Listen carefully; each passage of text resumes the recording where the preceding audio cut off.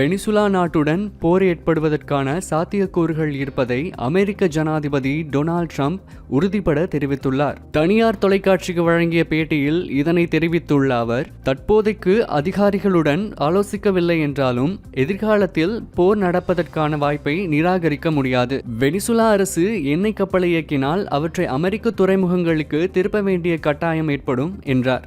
இதே நேரம் வெனிசுலா ஜனாதிபதி நிக்கோலஸ் மடுரோவை போதைப்பொருள் பயங்கரவாதி என்று அறிவித்துள்ள அமெரிக்கா, அவரை கைது செய்ய உதவுபவர்களுக்கு $5 கோடி சன்மானம் வழங்கப்படும் என தெரிவித்துள்ளது. கரிபியன் கடல் பகுதியில் அமெரிக்கா தனது கடற்படையை பெருமளவில் குவித்துள்ளதால் எந்த நேரத்திலும் தாக்குதல் நடத்தலாம் என அச்சம் எழுந்துள்ளது. கடந்த வாரம் வெனிசுலாவின் பிரம்மாண்ட எண்ணெய் கப்பலை அமெரிக்க கடலோர காவற்படை கைப்பற்றியது இரு நாடுகளுக்கும் இடையிலான மோதலை உச்சக்கட்டத்தில் தள்ளியுள்ளது. வெனிசுலாவின் ஜனாதிபதி மடுரோவை உடனடியாக பதவி விட்டு விலக்கி நாட்டை விட்டு வெளியேற்ற வேண்டும் என்பதில் ட்ரம்ப் நிர்வாகம் உறுதியாக உள்ளது.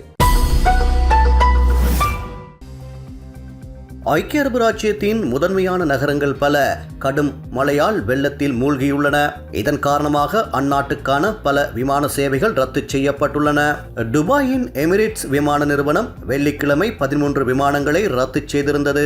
மேலும் இரவு முழுவதும் பெய்த மழைக்கு பிறகு அயல் மாகாணமான சார்ஜாவின் விமான நிலையத்திலும் தாமதங்கள் மற்றும் ரத்துக்கள் முன்னெடுக்கப்பட்டுள்ளன.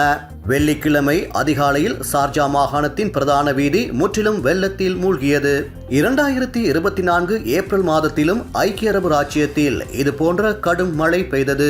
துபாயின் முக்கிய சர்வதேச விமான நிலையத்தில் 2000க்கும் மேற்பட்ட விமான சேவைகள் ரத்து செய்யப்படுவதற்கு இது வழிவகுத்தது.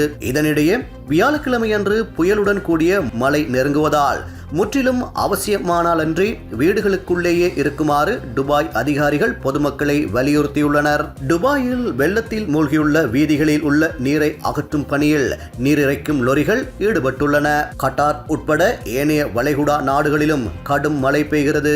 76 ஆண்டுகளுக்கு முன்பு மழை தொடர்பான பதிவுகள் தொடங்கப்பட்டதிலிருந்து ஐக்கிய அரபு ராச்சியத்தில் கடந்த ஆண்டு பெய்த மிக கடும் மழையானது துபாய் மாகாணத்தை பல நாட்களுக்கு முடக்கி இருந்தமை குறிப்பிடத்தக்கது.